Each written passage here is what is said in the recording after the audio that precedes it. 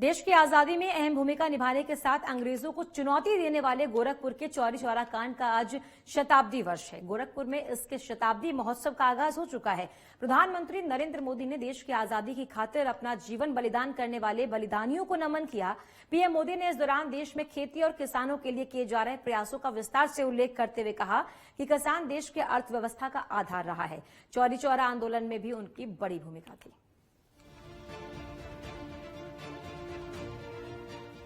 UP समेत पूरा देश ऐतिहासिक चौरी चौरा घटना का शताब्दी समारोह मना रहा है। यूपी के तमाम जिलों में भी इस समारोह के दौरान अलग अलग कार्यक्रमों के जरिए चौरी चौरा घटना में शहीद हुए लोगों को याद किया जा रहा है।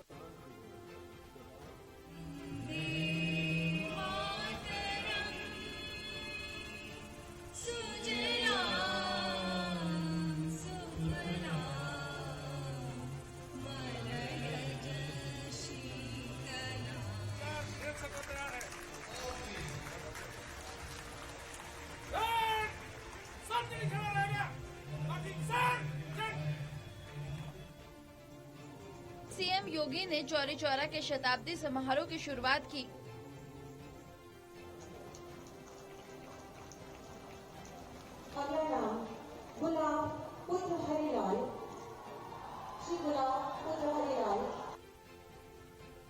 तो पीएम मोदी भी वर्चुअल माध्यम से इस कार्यक्रम का हिस्सा बने।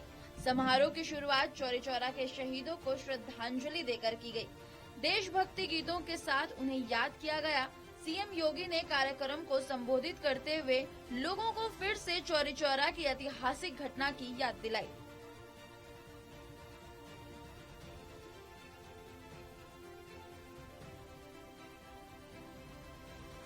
चौरी चौरा की इस घटना ने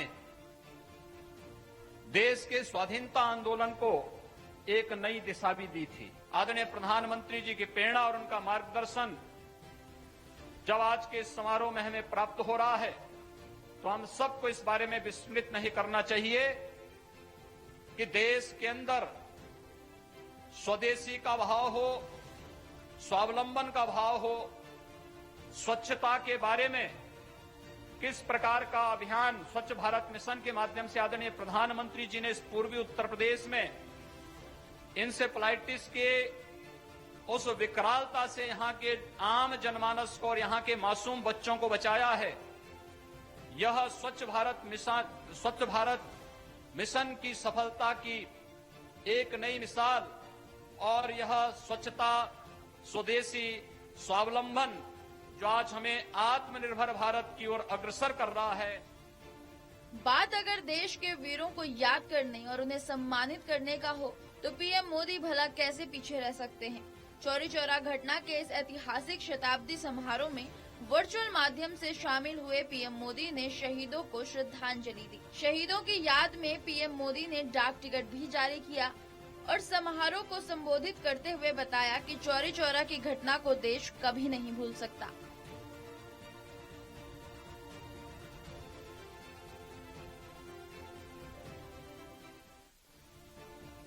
इस दौरान पीएम मोदी ने न सिर्फ शहीदों को याद किया बल्कि कृषि कानून का बचाव करते हुए बजट की भी तारीफ की। कृषि कानूनों को फायदेमंद बताते हुए पीएम मोदी ने कहा कि इससे हमारे किसान आत्मनिर्भर बनेंगे। नए कानून को लागू होने से अब किसान कभी भी अपनी फसल बेच सकते हैं। देश की प्रगति का सबसे बड़ा आधार किसान भी रहा है। यही कारण है कि बजट में मजबूती के लिए कई कदम उठाए गए। हमारी सरकार किसानों को आत्मनिर्भर बनाने के लिए लगातार काम कर रही है।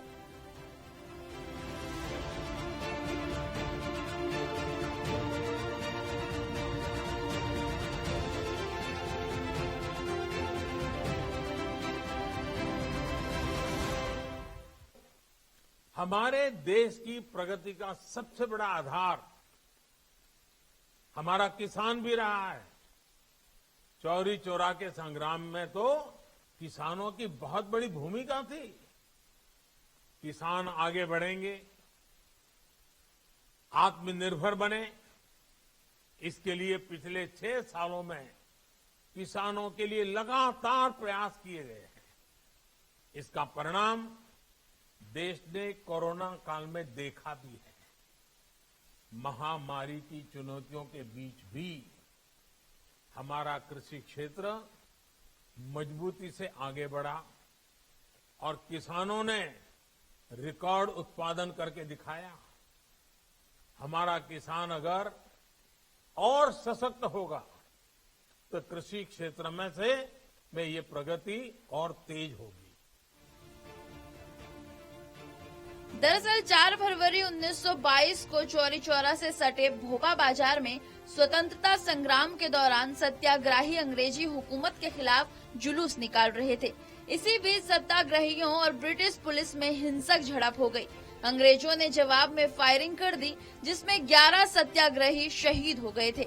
अंग्रेजों के इस हिंसक कार्यवाही से भारत की आजादी के लिए लड़ाई लड़ रहे सत्याग्रही ने अंग्रेजों को सबक सिखाने के लिए चौरी चौरा में स्थित अंग्रेजों के एक थाने में आग लगा दी थी, जिसमें अंग्रेजों के 22 पुलिसकर्मी मारे गए थे। 4 फरवरी 1922 को हुई इस घटना को चौरी चौरा कांड के नाम से जाना जाता है, जिसे अब 99 साल पूरे हो चुके हैं। Bureau report, network 10।